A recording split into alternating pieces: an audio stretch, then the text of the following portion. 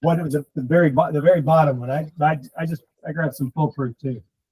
There you go.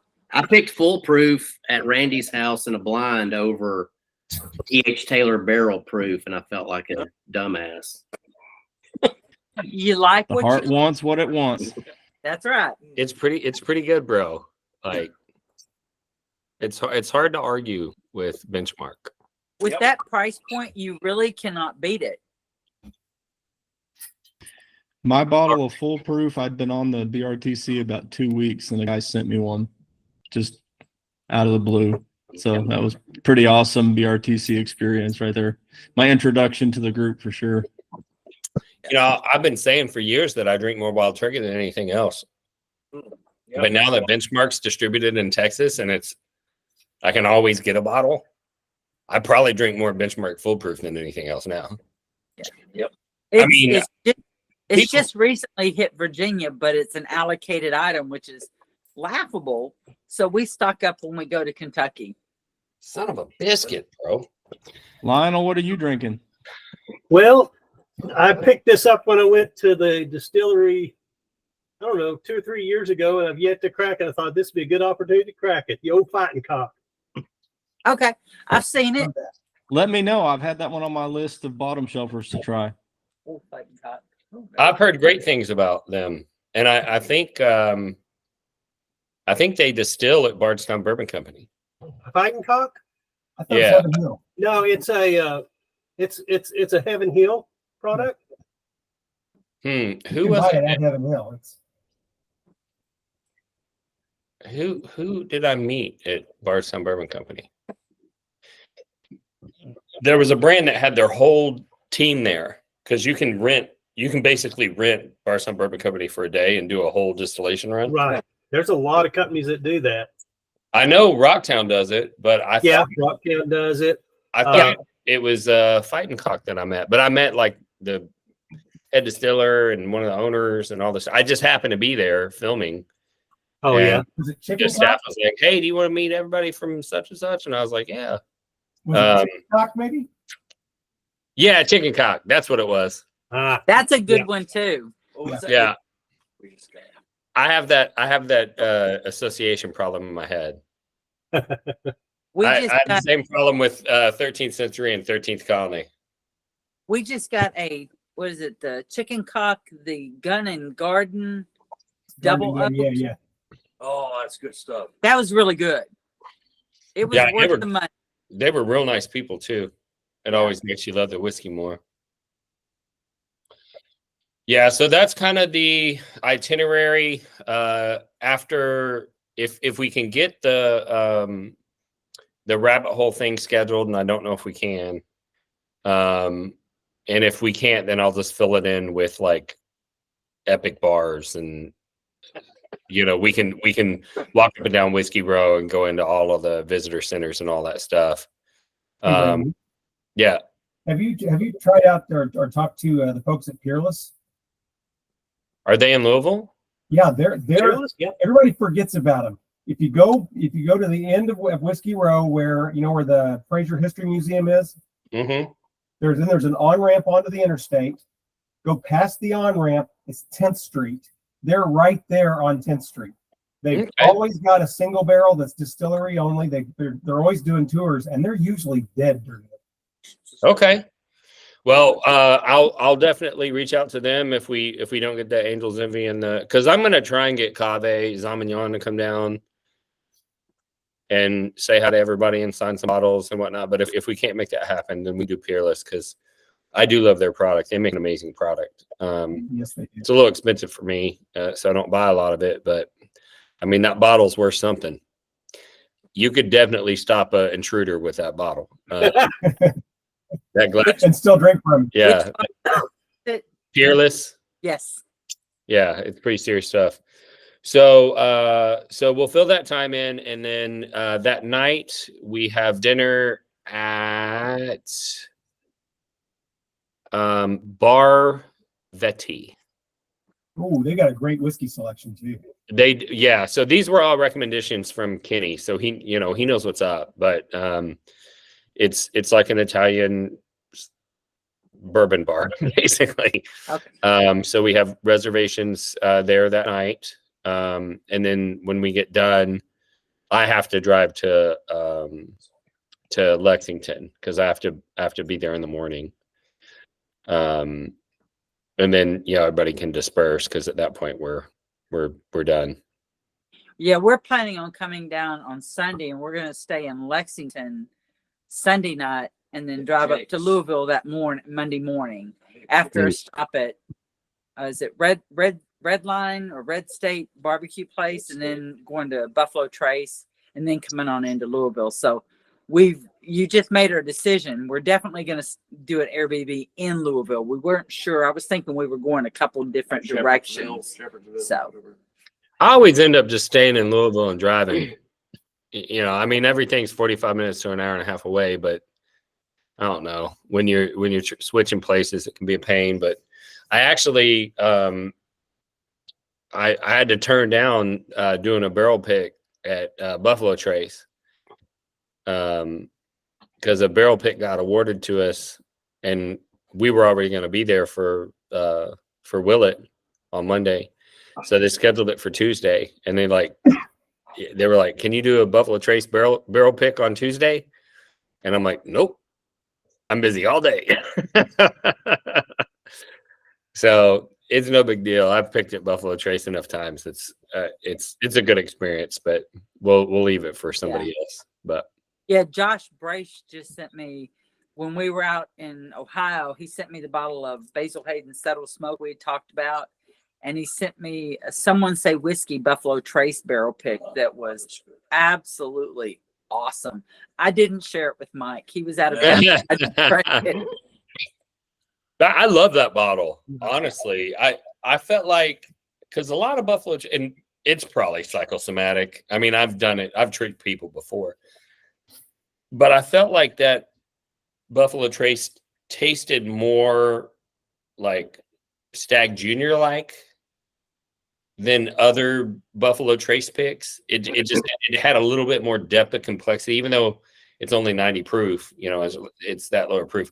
There was a little bit more depth of complexity that made it taste a little more Stag Junior and I really loved it. I mean, I still have a good bit of it because I bought.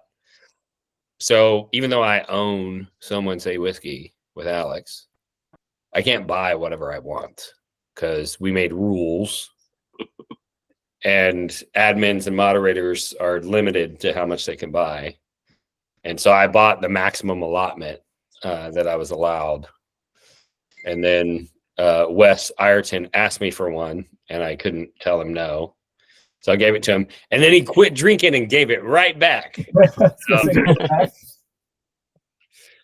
I ended up with my bottle back. But yeah.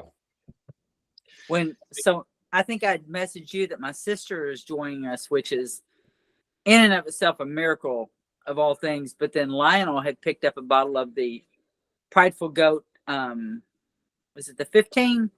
Yeah. Mm-hmm. Yeah. So my son's gonna pass it. He met Lionel in Conway to get the bottle from him on his way back from Louisiana. My son's going to pass it off to my sister, and she's bringing it to Kentucky. Supply chains. Yes. There you go. Nice. Do what you got to do, right? Absolutely. Yeah. That's what the whiskey world's all about. Yeah. You use your connections. Definitely. That's some good redneckery there. I'm proud. It's the Arkansas Redneck line. There you go. The oldest whiskey I've ever tasted. All right, James. Love you, buddy. Actually, I'm not even sure it was whiskey. It was from 1913. Wow. No. Wow. That's no. The oldest one I've ever tasted was from 1907, and it was like Old Pepper or something like that. And I won it in a fundraiser, and it was that type of situation where it's like, oh, this guy knows this guy that's going to see this guy, and this guy's traveling to here, and this guy's traveling to there, and then that guy's going to be in the area of Randy, and he can drop it off. And by the time I got my 2-ounce sample, there's about a 1/4 ounce missing. And I think that might be the only time anyone's ever like legit stole whiskey from me. Contents settled during shipment. Yeah, yeah, that's how that Small works. transportation fee. But Absolutely. my loss was somebody else's gain because one of the local whiskey club members was here picking something up when I got it, and I opened it up and I was like, well, shit, I need to rebottle this because I can't store it with this much headspace in the bottle. And so I filled up a 1 ounce sample bottle and capped it and parafilmed it and stored it for, you know, a rainy day or whatever. Because I use my sample boxes that I sell. And so when I get a really epic pour or something, I put it in there. And when I get a new epic pour, if it's full, I go through and I'm like, you are the weakest link. And I pull it and I drink it and I replace it with the better, right? So I can imagine at some point in the future, I'll be retired and I'll be like, oh shit, I forgot I had this. This is, you know, this is gonna be great.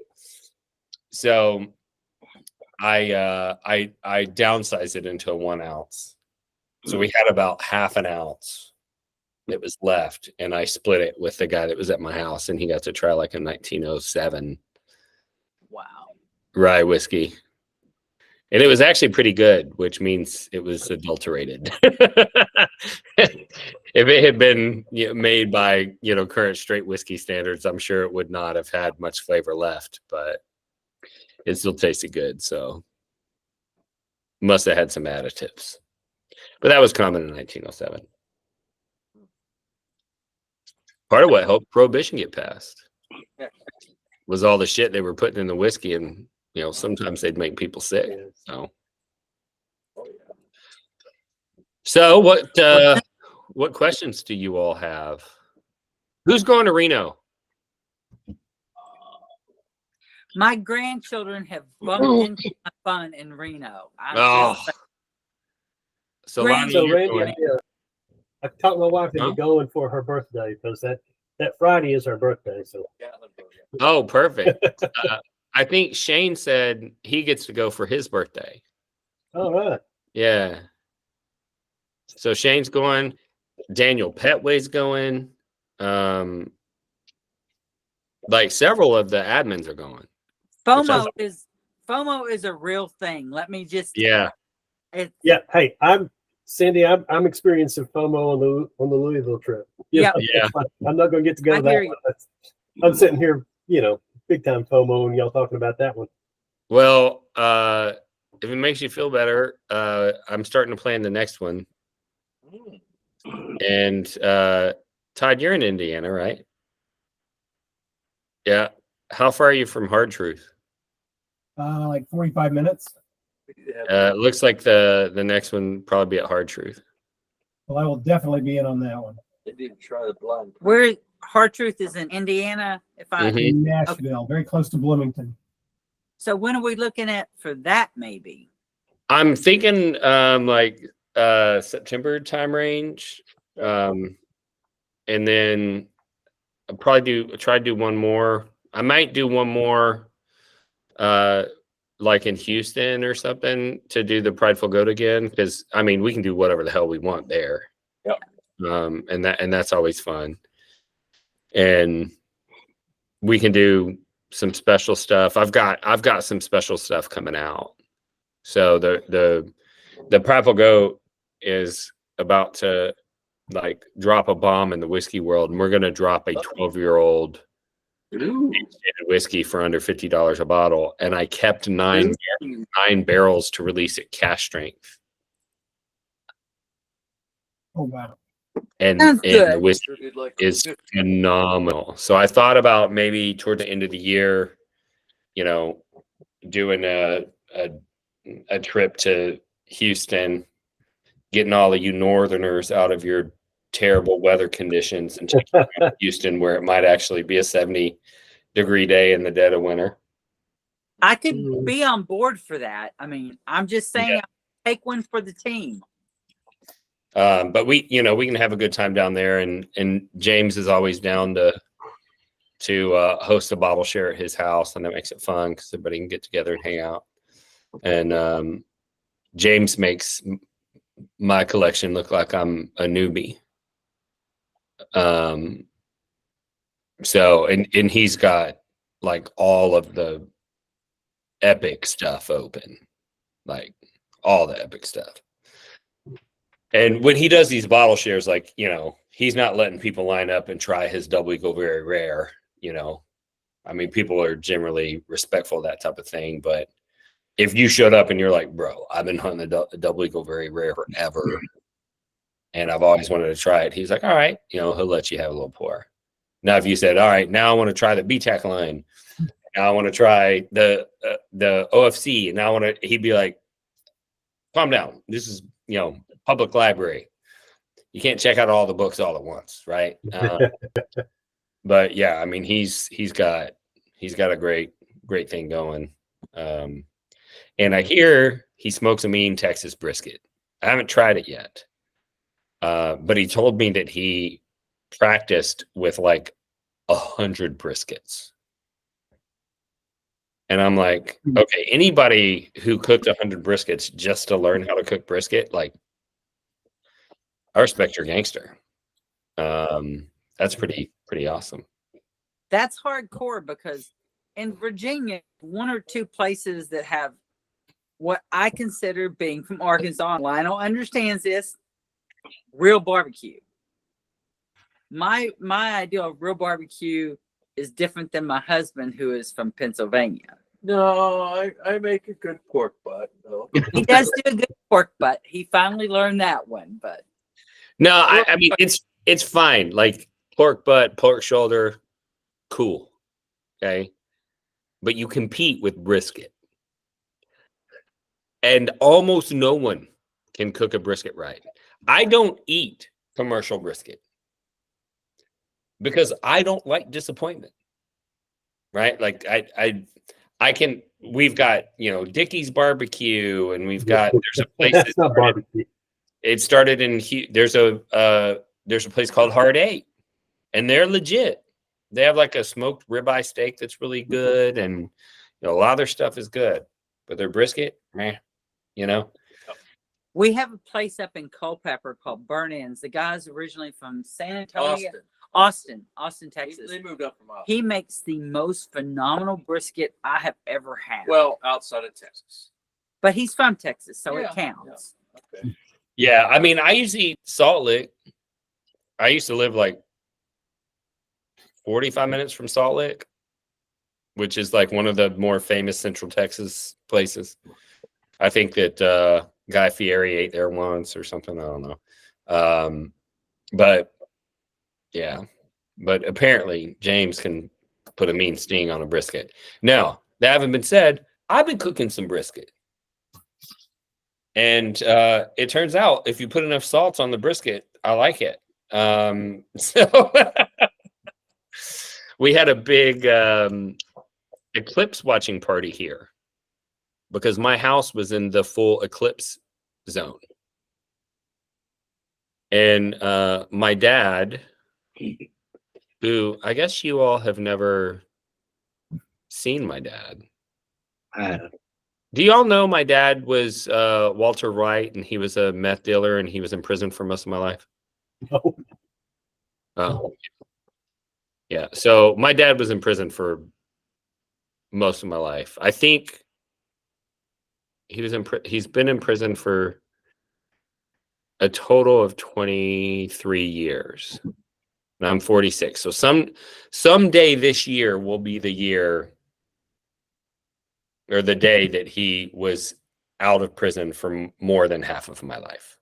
Wow. But yeah, so that's my dad, but he got out of prison, I guess about 13 years ago. And he's like on a great track. He works in construction. He makes great money. He saves his money.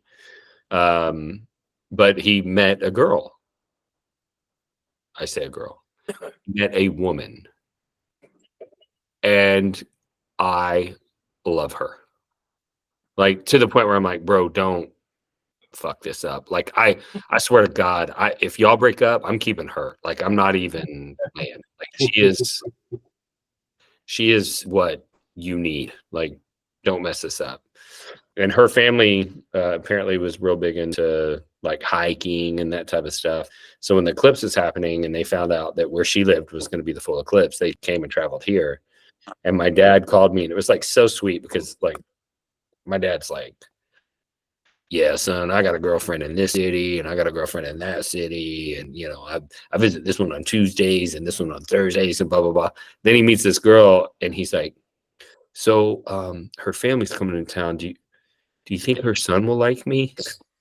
And I'm like, you're so cute. I love this for you. So I ended up hosting the whole family. We had 13 people over for the eclipse watching party. I cooked 2 16-pound briskets, and then vacuum sealed it all and heated it up in the sous vide.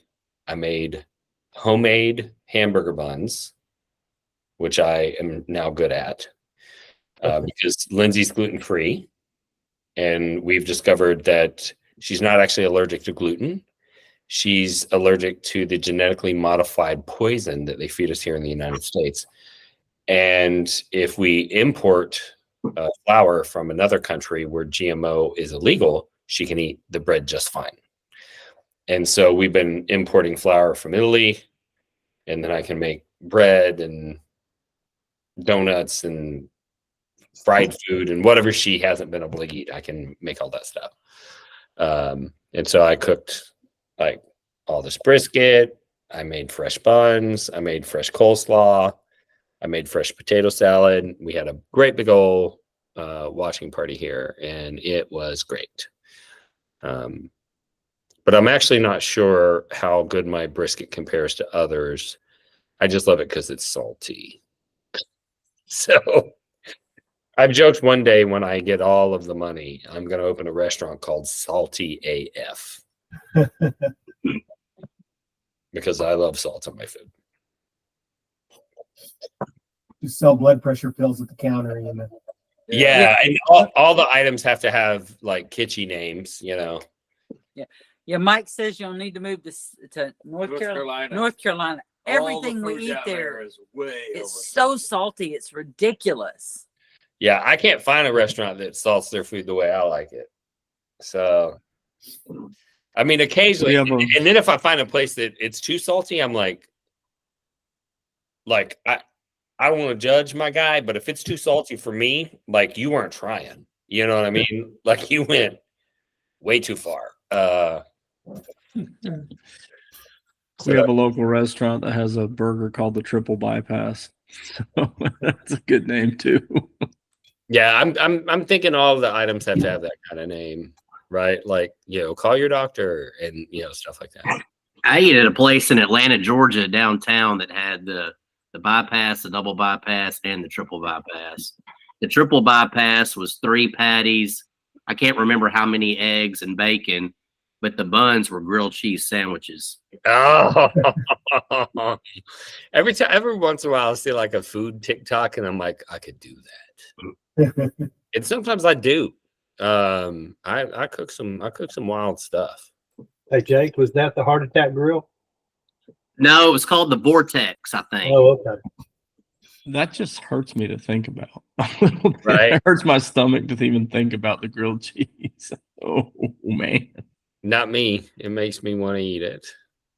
Yeah. So when I figured out that I could cook food that Lindsay could eat, I started going through the list of all the stuff she used to like that she hadn't eaten in 12 years. And one of the things she hadn't had was a chili cheese coney. Oh, Yeah. And so I made homemade hot dog buns. I don't know how to make sausage, but I bought like the highest quality like hot dogs I could find. Like they said, like don't keep in the refrigerator for more than 5 days or whatever because they'll go bad. So it didn't have all the preservatives and all that stuff. But I made homemade cheese sauce and I made homemade chili and did the whole shebang. And then I was like, this is so good that I kind of want to cook it. So if you're my friend and you come over to my house and they're like, what are we having? And I'm like, oh, well, we're having grilled Chilean sea bass with the truffle crema, and a Parmesan risotto, and au gratin Brussels sprouts. And they're like, Jesus, that's a lot of descriptors, right? And I'm like, that's how I get down. So I kind of think it'd be funny to have somebody come over and they're like, what are you having? And we're like, chili cheese dogs. Trust me. This is going to blow your mind. Yeah. I would be sold at chili cheese dogs. Mike wanted my southern fried steak and gravy tonight with the fried potatoes and my dad's milk gravy. And I said, we've got the virtual pour tonight. I don't have time for that. Yeah. I did make steak fingers for Lindsay once we figured out she could eat the flour. But I haven't figured out what to do to get the meat as tender as it is at Dairy Queen. And it's probably because what they're serving is not real meat. I don't know. But so far, I've not perfected that. What type of meat do you use? One time I used I think I used a flank steak and I pounded it out. And then one time I used cube steak, and both times it was too chewy. I would think flank steak is what they use, but I don't know. I do cube steak soaked in buttermilk for my steak and gravy, and it comes out phenomenal every time. That's if I want something, that's what I cook. And Mike is always scared when he comes home, and that's what I've made. And if I make okra, he's really afraid. Oh, yes, man. Hey, we've got a barbecue place down the well, I'll say down the road. I live in a small rural community, so down the road for me is 25 minutes away. It's a barbecue place, but they have the best fried okra I've ever eaten in my life. Man, don't tempt me with a good time. I love fried okra. I like. Yep. Because they do specials. They'll do like Taco Tuesdays on Tuesdays, and then they do their own wings on Wednesday. And for some reason, on Wings Wednesday, everybody wants to pair it with the fried okra. I love some okra. Fried okra is very subjective, man. I'm from Arkansas, right? So I'm used to the okra grown in my dad's backyard. And the okra you get up here, it is not the same thing. Definitely not the same thing. I've actually never made fried okra. Really? Yeah. I've made onion rings. I've made truffle fries. I've made, all kinds of stuff that's in that general direction, but I've never made fried okra. We got some good okra down here in the middle of the country sticks where I live. Plenty of Where good are you at, Jake? I'm in the massive metropolis of Hawkins, Texas. Okay, Texas. There you go. Hour and a half east of Dallas. I can be at Randy's house in 2 hours on the dot. Nice. Yeah. And he has before. You have to come record again. Hey. Oh, I'd love to. I'd love to do that. Now that I've lost a little weight, look a little bit more presentable. I have had to put myself on a strict diet. So I couldn't get my ring on anymore. I had that problem last year. It's the reason I started. And then I don't weigh myself, right? And so I couldn't get my ring on. I was like, oh, something's not good. So I said, oh, okay, I'm gonna go on a diet. So I started my diet. And I can diet like nobody's business. I'm great at it. I have to do it every few years. It's fine. Yeah. And so I start dieting, and I mean, I'm dieting hard. And I'm 2 weeks in, and I'm like, all right, time to weigh, see where we're at. And you lose a lot of weight your first 2 weeks of hard dieting. At the end of the 2 weeks, when I weighed myself, I weighed 3 pounds more than I thought I did when I started. So I blame it on the bread. I've been eating so much fried food and bread because, now all of a sudden Lindsay can have flour. Mm-hmm. Well, that day I came and recorded when y'all released that was in late July of last year when I saw myself on camera. I said, I got to lose some weight. Oh yeah, I'm down about 25 pounds since that recording. really? Yeah, that stuff happens to Lindsay too. Lindsay will watch a video and she's like, I gotta do something. And I'm like, no, no, no, you don't. You're a pretty girl. Like, what are you talking about? We did go down to the Houston Whiskey Riot over the weekend. Some of the viewers came out, some of which were there to see Lindsay and not me. They made that very clear. Yeah.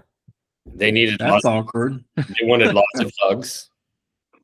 Tell Lindsay I said hot girl summer is a real thing. Yeah, apparently. I wasn't ready. But yeah, so a good time was had by all. So what else y'all want to talk about? We talked about I guess at the end of last year, you did the Houston Bourbon Social, Whiskey social, yeah. Whiskey Social. And so we were kind of wondering about that. When does that announce and stuff?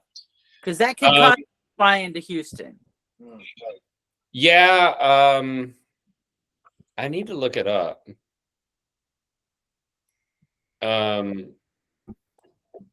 There's a chance that I'll be getting more involved in that in the future, and that it might be expanding into Dallas and Austin and San Antonio. All that's still kind of up in the air. Jesus Christ, bro. I need to turn this off. This is too. I have 23 message notifications. How do I mute? I just want to mute for a little bit. I don't know how to do that. You got a switch on the side of your phone? Oh, it's off, but it doesn't turn it off on the computer. Oh, okay. Yeah, so I don't. Maybe if I close the app. There you go. Mike was saying. There we go. That should be good. Have you ever heard of Lawakey Steakhouse out in Miles, Texas? Mm-mm. Okay. When we lived in San Angelo before we moved up to Virginia, we used to go out to Lawakey maybe once every couple of months. It's got like an airstrip where all the farmers fly into and stuff. And he keeps saying to tell you about Lawakey. It's Lowake. I think they don't grow the meat. They butcher their. They do the cattle, they butcher the meat and everything there on premises and stuff. And there's the airfield there? Yes. Rowena, Texas. Rowena, Rowena. Texas. It's West Texas. I need to text that or send that to myself. Here, you want me to send? Do you have my cell phone number? Yes, I do. Yes. Yeah, text it to me. I have a friend that's a pilot, and sometimes he takes his planes on maintenance flights, and he'll take us with him. Nice. Yes. Go fly somewhere and go eat at a restaurant, and then fly back. Yeah, they had a bone-in. We ate there like 3 or 4 times when we were there. Yeah. It was like a special occasion place because it was pricey, but it was so well worth it. We did like the filet mignons that were like 10, 12 ounces, and he'd do a bone-in ribeye that was huge. Or and Delmonico. the meat was just incredible. It's an experience. It's a little country hole in the wall place. If you didn't know about it, you wouldn't know about it. Type. Those are the best places to eat, though. Yeah. Yes, they are. I just sent Definitely. you the link. Yeah. So you can share it with Randy. Perfect. So I'll send it to you. Mike just sent it to me, so I'll send it to you, Randy. What else y'all want to talk about? Hey, real quick, Randy, I've got a friend that works for Hiram Walker. Mhm. She's got, and I asked her if she had any contacts at Rabbit Hole. She's going to send me a contact. She'll have when she gets to work tomorrow. She'll look at it and send me a contact. I'll forward on to you. Oh, perfect. Yeah, I'm trying to communicate with somebody named Justin. But my original contact was their brand rep, and then he left and went to work for Heaven Hill. Or She's Heaven, like sorry, senior Heaven. vice president of of HR for Hiram Walker, which owns Rabbit Hole. So she should have a contact anyway. When she sends that to me, I'll forward it on to you. If she's in HR, she knows who's responsible for private events for sure. Right. Yeah. We'll get it done. That one's actually kind of a cool distillery tour because their distillery is very modern and it was built for education. So like there's I can't remember if it's an auger or a chain grain movement system, but either way, either it's an auger that's turning or it's a chain that has plates on it. There's a place in the walkway that's plexiglass that looks down, and they cut the top of the pipe open so that you could see the grain moving as they move the grain around the distillery. There's so many like little cool things like that I think it'd be a cool place to go. Plus, they do some pretty cool finishing projects, and they had those Mizunara barrels that were cool. I went down and jumped up on one of the Mizunara barrels like I was riding a bull. It was great. I got to drink the $1,500 bottle of Mizunara finish with Kave, the founder, which is pretty dope. Nice. I did not buy a bottle because $1,500 for one bottle is kind of a lot. The whiskey was great. How much was it? $1,500. So I'm about to do a Mizunara finish review video for Barrel. Nice. So Barrel did a Mizunara finish. Mizunara barrels are around $4,000 a piece. So a normal whiskey barrel these days is probably around $275. Mm-hmm. So you can do the math on that. You know, it's worth like 15 or 16 like regular barrels. And there's like a 2 to 4 year waiting list just to get one. So, but Barrel Craft Spirits publicist now has me on their list like Jack Daniels does. So when they have a new release coming out, they're like, hey, do you want a bottle to do a review? And I'm like, yes, because I love your products. So send it on out. Although this one didn't, hey, I thought I told you to shut the hell up. Show more. So what is Mizunara? I guess I'm the only uninformed one in the group here. No, you're not. Mizunara is a species of oak tree that grows only in Japan. And I did read that. I'm sorry, I take it back. Yeah. In a whiskey book. And it is the interesting thing about Mizunara is that it's a protected species. And so to work Mizunara into barrels, you have to be licensed by the Japanese government. And there are only 50 people in the world that are licensed to work Mizunara into barrels, which is part of the reason why they're so expensive. And I need to do a little bit more research. I don't know if they use that regenerative harvesting technique on the Mizunara oak like they do other trees in Japan. But in Japan, they have a pruning system where when the tree is young, they prune it in such a way that it grows multiple stalks. And then they harvest them at different times, and it never kills the tree. And it just keeps going. And I don't know if they do that with Mizunara or not. But it's supposed to, you know, add an extra layer of complexity to the whiskey, but I'm not sure that What's SRP for that one? it wasn't much. It was like 89 or something. It wasn't like, you know, I expected 1,500. hundreds of dollars. I was trying to sign into my Sealbox. I'd ordered a barrel from Sealbox that was a Fred Minnick pick. I can't remember what it was, but it wouldn't come up for me.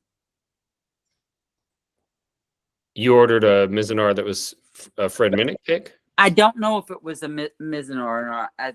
I just know it was a Fred Minnick. I was trying to pull up my app to see, but it was spinning in outer space trying to bring it up for me.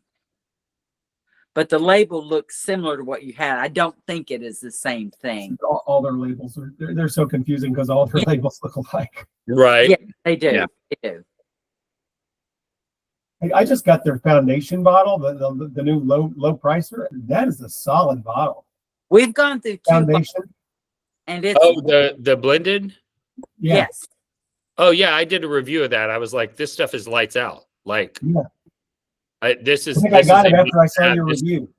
This is a buy it, and when you run out, go buy it again. Like this whiskey is phenomenal, like next level. Probably, to be honest, I think it might be my favorite thing I've ever tasted from them, and it's their cheapest bottle that I've ever had. Right. I would agree. We got a Dovetail like 2 years ago, and I didn't care for it, especially for the price point.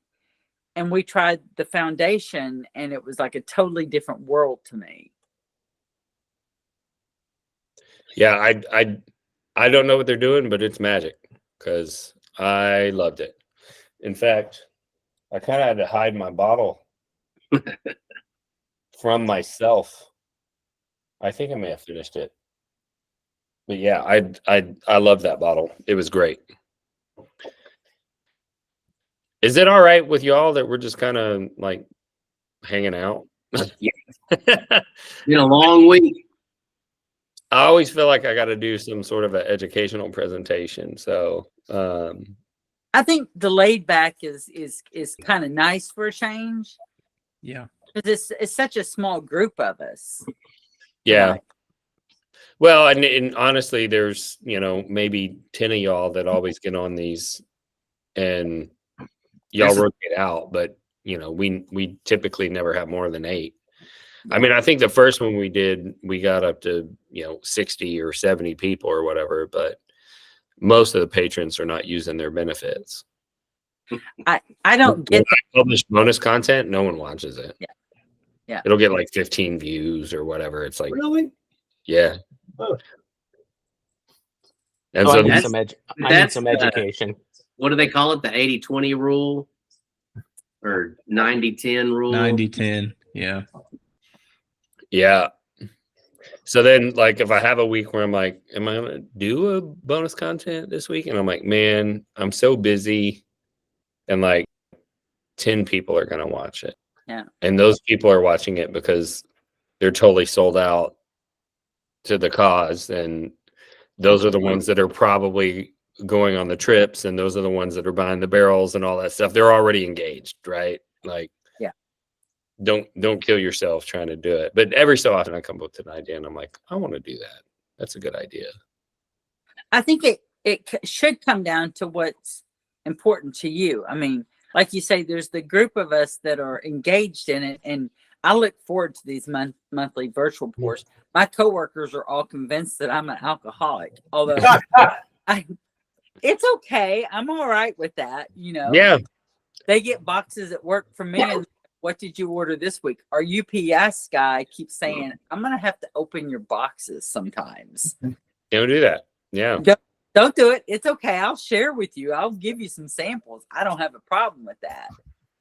We give whiskey to all our delivery drivers.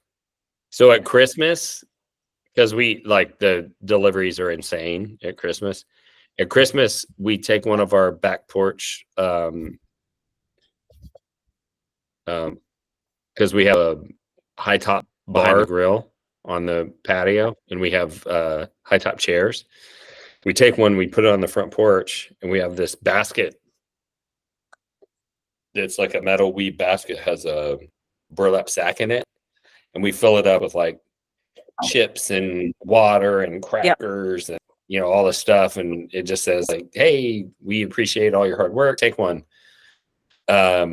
but for the last 2 years, I've been going through my sample bottles and we wrap them with the parafilm so that if they were to get pulled over or whatever, it's a sealed container, right? Like you can't open it without tearing the parafilm.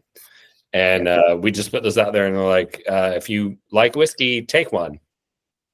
And so we actually have on camera, like a delivery driver training another guy. And he's like, this is the house. Like, go up there and get yourself some whiskey, you know? Yeah. So we always give all of our delivery drivers whiskey. And then like our regular guys that see us all the time, Chrissy, because she's normally working in the garage with the door open when they get here, so she interacts with them. She'll ask them like, do you drink whiskey? And they go, yeah. And she goes, what do you like? And they're like, oh, Maker's Mark. She goes, okay, I'll be right back. And she'll come upstairs and she's like, I'm going to pour a cellar aged. I'm going to pour, a BRT1 and a BRT2. And she'll give them like a sample pack of like all the rare Maker's Mark stuff. So we try to keep our delivery drivers happy with us because I feel like the delivery drivers feel the same way as like ambulance drivers. They're like, shit, this house again. Like, well, And I'm just jealous of all you guys that can get whiskey shipped because I'm in Tennessee, and I mean you can ship it illegally, but you can't ship it legally. I found the same thing. I'm in a dry county, so it's like, It's funny you say that, Lionel, because my nephew by marriage is from Massachusetts. They moved to Heber Springs, Arkansas. He didn't know what a dry county was. And they had something happen. I think one of their dogs got hit by a car or something. He ran to the store to get something to drink. And they're like, we don't sell alcohol. And he's like, what the hell is this shit? I moved to BFE, Arkansas, and they don't sell alcohol. We're only about 8 years in where I live. And it finally came down to money in my county. It was, everybody's going 30 minutes down the mountain to go to the next county over. The city I live in is wet, but the county is dry. So there is and legally I cannot ship. Like if I want to send you samples, legally I cannot ship it. Yeah. Yeah. well, that's illegal everywhere. Yeah, I was just going to say that's not just you. I can't. Yeah, unless you have a liquor license, FedEx won't let you. You're not supposed to through FedEx either. So Right, exactly. I mean, I do it every day. me too. Yeah. Same. But So you're last time they asked me what's in here, I said tea. Yeah. I tell everybody it's tea because it is. It's Kentucky tea. Yeah. It's just a But matter of what state of tea is it? It's still tea, right? Mhm. Like if I said to any of y'all, do y'all want some Kentucky tea? Y'all would know what I meant. So it is tea. It's just, they don't need to know what kind of tea it is. That's right. I just went the other route with my wife over the course of the years. Used to, when there was a lot of people deployed, we had our own account with USPS. And there's no legal requirement to disclose. They say if you want to, you can, but you don't have to. And I just print the label and go. And there's no legal requirement to disclose what's in it at all. I ship 20 to, I don't know. I mean, I probably ship an average of 20 packages out a day. Right. Wow. There are some days that it's 150 or 200. There are some days it's less. So my people, they don't give a shit. They're like, oh, there's an extra box. Cool. I'll throw that in there, And we do the stuff. We put the rattles in it and all that. I'm a Reese's Pieces guy. Yeah, I like the mini nerd boxes. Yes. They're Every like, Halloween I look for them, and I haven't been able to find them the last year. Yeah, and they don't sell them year round. It's only around Halloween. But Chrissy started making rattles with empty water bottles and decomposed granite from the park across the street. So if if you get a package from me with the empty water bottle with decomposed granite, I was like, well, maybe don't let anybody see you getting that because I don't want to end up on the Facebook page, you know? Right. Yeah, the first box of samples I got that had like candy or something in it, I thought, what the heck is going? I think it was. Hope. Uh-oh. We lost sound. I muted it because Mike's shutting the garage door. Oh, okay. It was Giacomo up in Alaska. And Yeah. I thought, what the heck is this? And then from the Colorado bourbon guy, and then I figured out what it was all about. Right. Yeah. Yeah, I get there are some I get a lot of like media bottles, and those are shipped legally. They have a account to be able to ship alcohol. No, they can't ship anything through that account that's for resale. So you can't go through a common courier and it'd be for resale, but for media bottles and things like that. But some of them follow the rules 100% and they don't use their alcohol shipping account to ship to personal residences. And so they ask me, do you have a business address? And I just give them my real estate office. And then when my package comes in, the real estate office is like, you have a package. What happens so frequently, I don't remember what the fuck I said, like, yes to, you know what I mean? So I show up today and there's this giant package and it has 3 full bottles of whiskey. Like a beer, an ale, a milk stout, an ale, and a bourbon and cola in it. And I'm like, I don't even know who this is from. Like, I don't even remember. And the box was, we call it gluggy. Yeah. You know, like if you tilt the box and you can hear the. It's like that's why you put the rattles in there so that the rattles like are louder than the glugginess. I figured out when our son was in, was it Iraq or Afghanistan, the second or first tour to Afghanistan, that if I taped the bottles of birch root beer in the box, it made that sound, but it didn't really shift, so they didn't question it.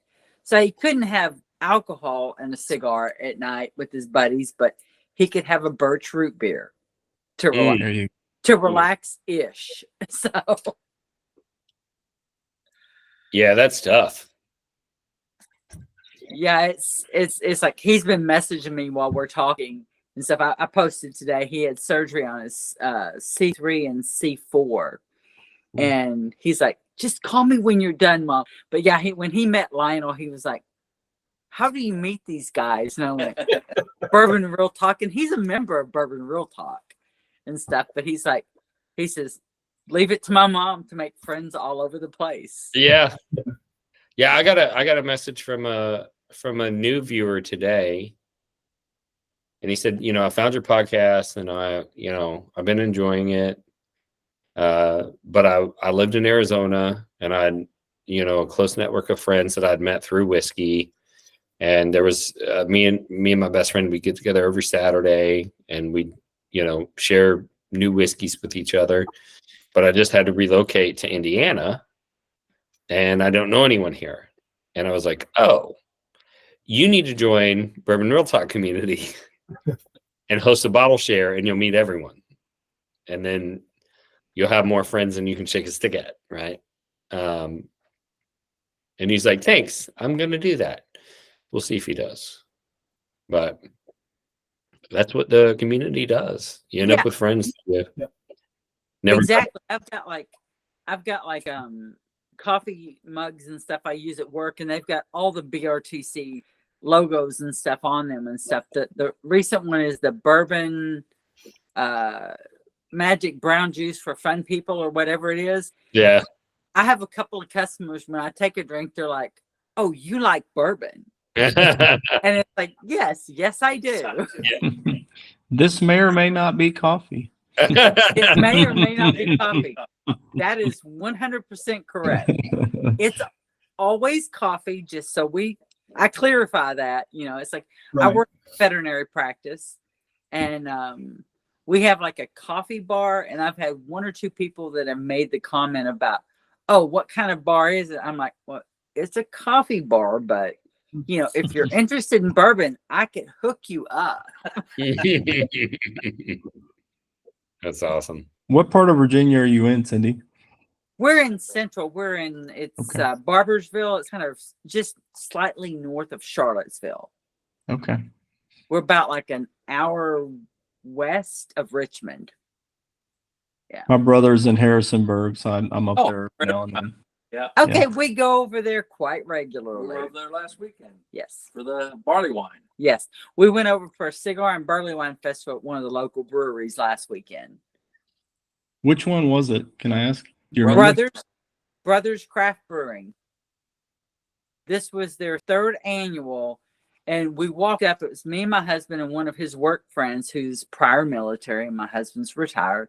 We walk up, and the cigar rep goes, "Hey, Cindy," he gives me a big hug, and I just kind of laughed and went, "Yeah, everybody kind of knows me." Making the rounds. Yes, that's how I found out about Bourbon Real Talk 2 years ago. Was Yes, it was. we were listening to some guys talking. I was eavesdropping, I'll be honest, and they said bourbon, and I had just left a group here locally because of the drama. and the abuse you get from it. And one of the guys said, "Oh, you need to connect with Bourbon Real Talk. Check it out." And that's when I joined. 3 And years ago. 2 years ago. 3. 2 years ago. Okay. 2 years ago, yeah.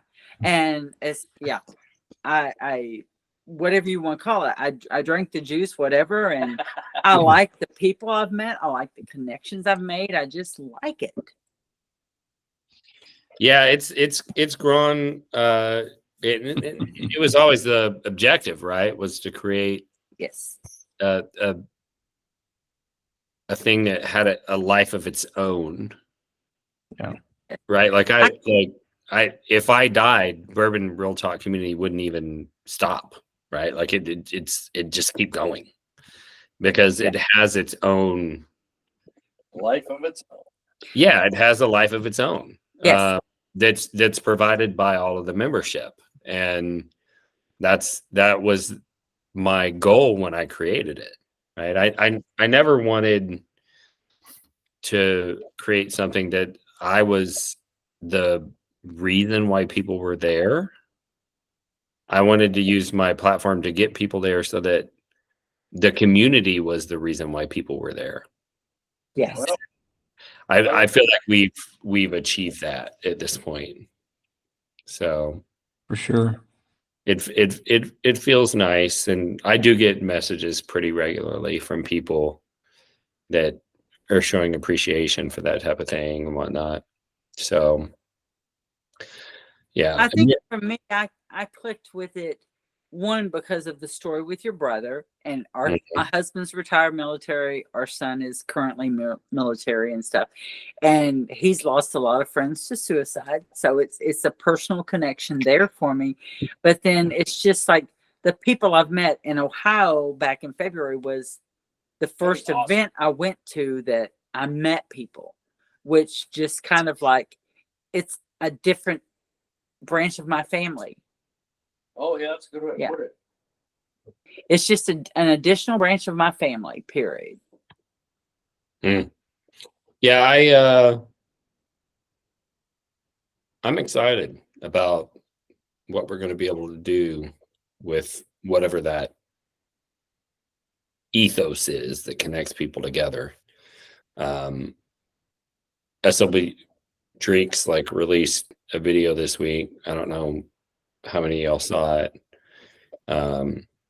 but they have a connection to suicide. And I watched it today. did you? Someone's actually 3 different people sent it to me. I watched it. I have Trenton's cell phone number, so I messaged them and I said, hey, I know this is a cause that's close to your heart. I don't know how much you know about my channel, but If you want to partner for a fundraiser in the future, I'd love to do it.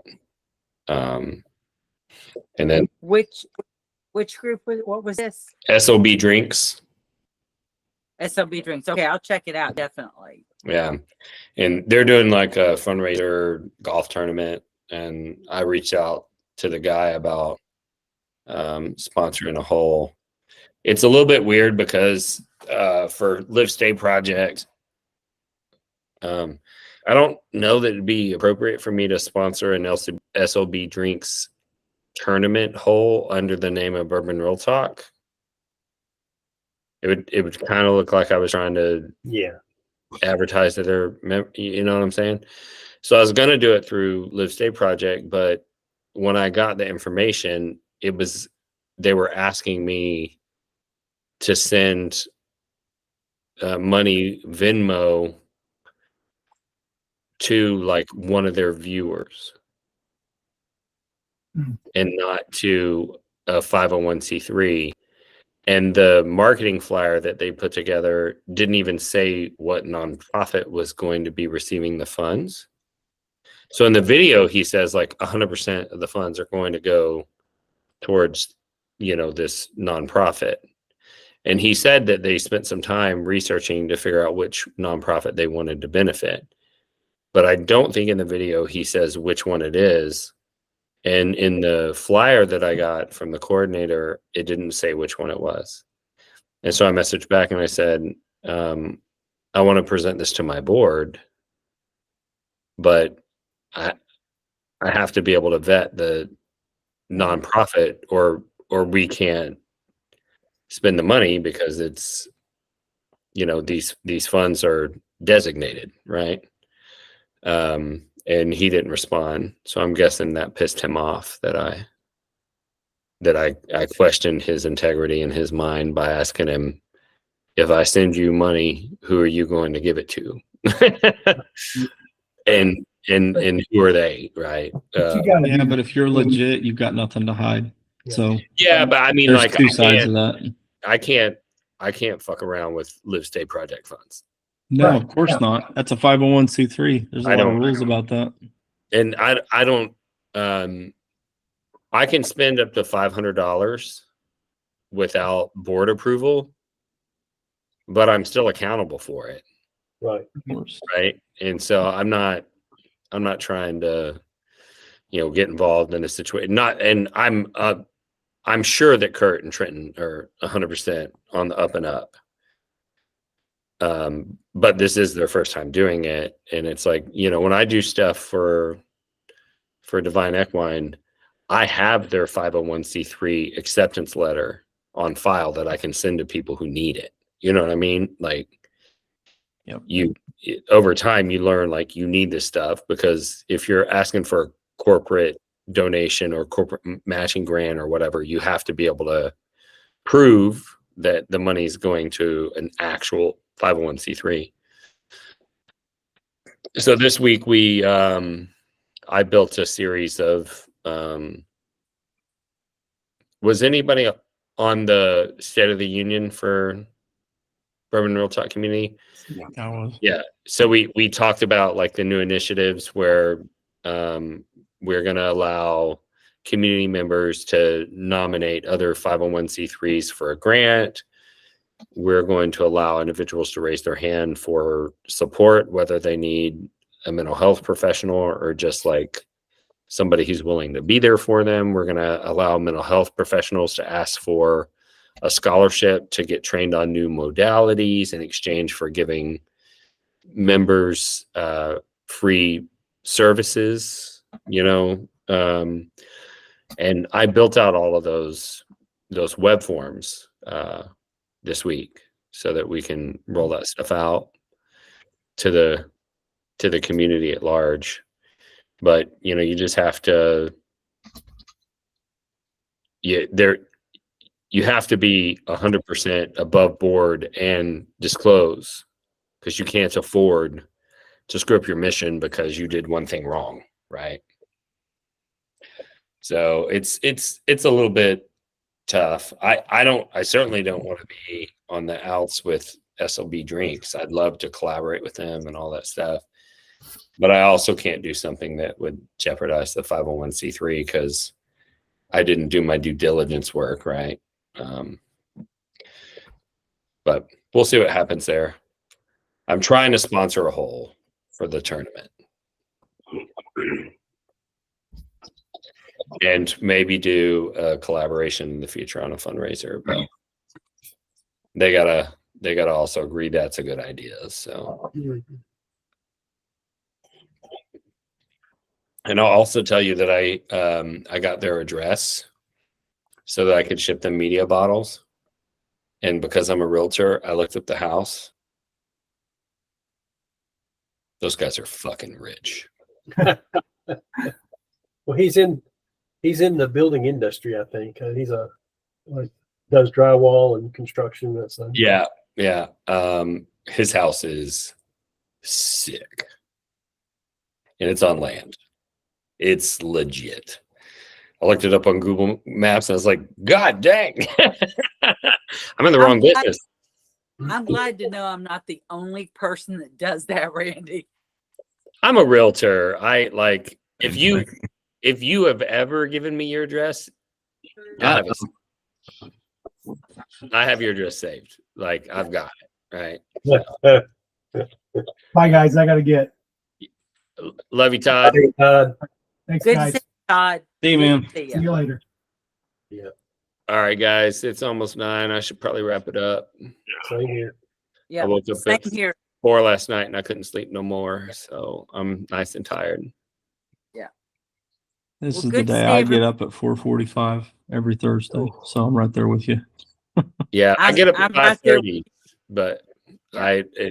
I woke up at 4 and my brain was like, hey, let's worry about all the stuff that's not actually going to happen. And I'm like, Right. tonight, brain, why? Let's not. Yeah. What if we slept? Alternate idea. What if we slept? And my brain was like, you're cute. No, we ain't doing that. Not gonna happen today, right? No, not today. So anyway, so I'm a little sleepy. So I'm gonna wrap it up, guys. Anybody got anything before we jump off? Nope. Nope. All right. I love you all, and I Love you. will see you in Kentucky soon. Take care, everyone. All right, good night, everybody. Good night, everyone.